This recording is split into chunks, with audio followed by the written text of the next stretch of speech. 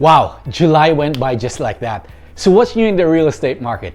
This is our August real estate market update for Castro Valley, Dublin, Hayward, and San Leandro. We will also cover the national market at the end of this video. Hey guys, it's Mac Rogers, broker owner of Albert Rogers Realty right here in Castro Valley, California. If you're new to the channel, this channel's all about living in the East Bay, what it's like to live here, what do you do around here, how much does it cost to live here, and I also do real estate market updates just like this one, as well as tips and advice for home buyers and home sellers. If you like this information, do me a favor, please click on the like button. It helps the channel get the information out to more people. If you want to see more real estate stories like this, click on the subscribe button and the notification bell so you won't miss new videos when they come out. If you have any questions, comments, or feedback, please let me know below. So let's start with Castro Valley. Let's first look at the single-family detached homes. For this past July, there were 39 active properties on the market compared to 63 last year. That's a 38% drop in inventory. The number of sold properties is 42 compared to last year of 47. Median sales price up by 3% from 920 to 950,000. Days on the market is shorter at 13 days compared to 23 last year, meaning buyers are gobbling up properties as they come on the market.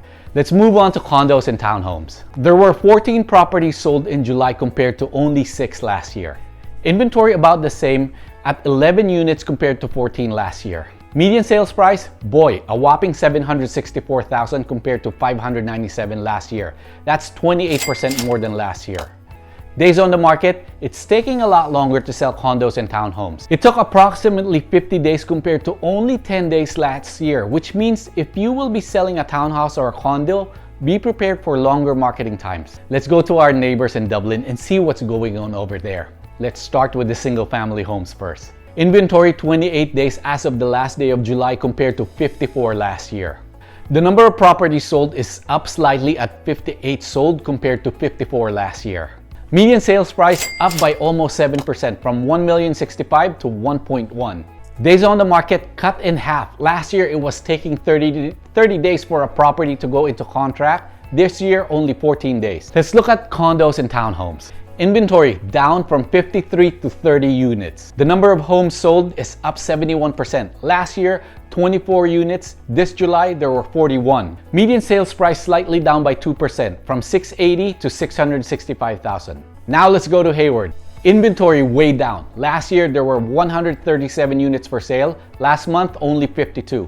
The number of homes sold is up by 12%. Last year, there were 83 sold. This July, there were 93 sold. Now we go down to the median sales price, up almost 3% from 720 to 740,000. Days on the market about the same, 23 days compared to 22 last year. For townhomes and condos, we had 44 units compared to 67 last year. Again, down. There were 23 sold compared to 38 last year. Median sales price up slightly from 565 to 550. Days on the market, it's longer. Last year, it was 22 days. This July, it was 34. I've seen this firsthand with my own listings. And finally, San Leandro. Inventory, 30 units compared to 50 last year. Again, down. The number of homes sold was up from 38 to 46 units. The median sales price is up big 8%, from 726 to 787,000. Average days on the market went down a bit, from 17 last year to 13 days this past July. For condos and townhouses,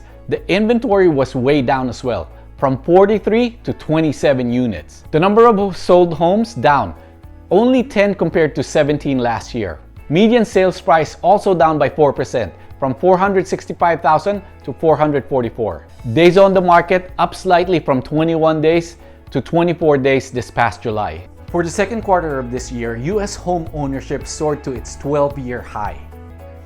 U.S. pending home sales increased 17% in June, the second consecutive month of double-digit gains as low mortgage rates spurred demand for homes. The Fed began buying securities and mortgage-backed securities in March to make sure that we don't suffer a credit crunch like that of the last time. That sent interest rates tumbling to an all-time low reached in mid-July, when the average U.S. fixed rate for a 30-year home loan fell at 2.98% according to Freddie Mac. It was the first time it broke the 3% threshold in the data series that goes all the way back to 1971. The median price for a new home likely will gain around 1.1% to $324,900 according to the forecast. Pending home sales in the Northeast region of the US rose 54% in June, the biggest gain in the report. In the Midwest, sales increased by 12.2%. In the South, the index was up 11.9%. The Northeast strong bounce comes back after a lengthier lockdown, while in the South, it's been consistently outperforming the rest of the country. Buyer demand jumped. It jumped to 67.9%, the highest since 2008's third quarter, from 65.3% in the prior quarter, according to the Bureau. They also broke down home ownership for Black Americans and Hispanic. The home ownership rate for Black Americans rose to 47%, the highest since 2008 from 44%, the report said a year ago. The rate for Black families was the lowest ever recorded. The rate for Hispanics increased to 51.4%, the highest data going back to 1994, from 48.9%. Driving all this is low interest rates. Lower rates means houses gets more affordable.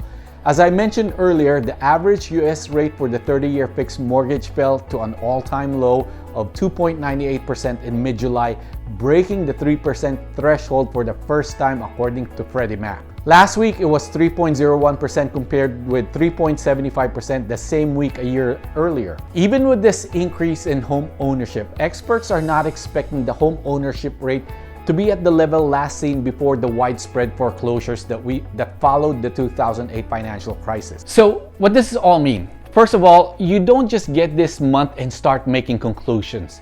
You have to look at the overall trend. And so far, this is what I see. There are less buyers out there, but there's also significantly less inventory as well, which still results in bidding wars. Buyers are willing to pay a premium for properties that are turnkey properties. Condos and townhomes are taking a little bit longer to sell, meaning there's price sensitivity in these properties. So this particular condo that I have in Hayward, we've been seeing a lot of showings, but we haven't received an offer yet.